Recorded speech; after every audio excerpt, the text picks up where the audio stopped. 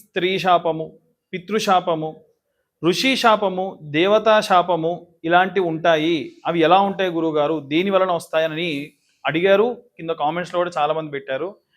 చాలామందికి తెలియని విషయం ఏంటంటే, ఇవేవైనా ఉంటే మన కుటుంబంలో ఎవరికైనా సరే 50 నుంచి 60 సంవత్సరాల మధ్యలోనే మనుషులు చనిపోవడము, ఎక్కువ మంది వితంతులుగా ఉండడము, ఆటిజం లాంటి విపరీతమైన ఇబ్బందులతో పిల్లలు జన్మించడము, అంగవైకల్యంతో పుట్టడము, అలాగే సూసైడ్ అటెంప్ట్స్ ఎక్కువగా చేయడము, మనుషులు ఎవ్వరికీ కూడా పెళ్ళిళ్ళు తొందరగా అవ్వకపోవడము, ఎక్కువ శాతం 3 పదులు 4 పదులు దాటిన వాళ్ళు ఇంట్లో ఉండడము, అలాగే ఎవరికి కూడా సంతానం ప్రాపర్గా లేకపోవడము, ఇవన్నీ కూడా జరుగుతాయి.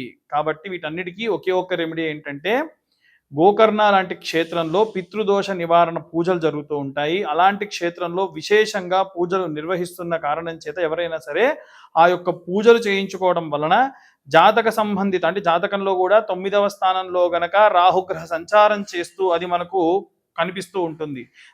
దాంతోనే కాకుండా ఇప్పుడు నేను చెప్పినటువంటి ఏవైనా సంఘటనలు మీ కుటుంబంలో జరిగినా గోకర్ణ లాంటి క్షేత్రంలో పితృదోష నివారణ పూజలు చేయించుకోవడం వల్ల విశేషంగా ఆ యొక్క జాతక సంబంధిత దోషములన్నీ కూడా పోగొట్టుకోవడం జరుగుతుంది. సర్వే జనా సుఖినో భవంతు. స్వస్తి.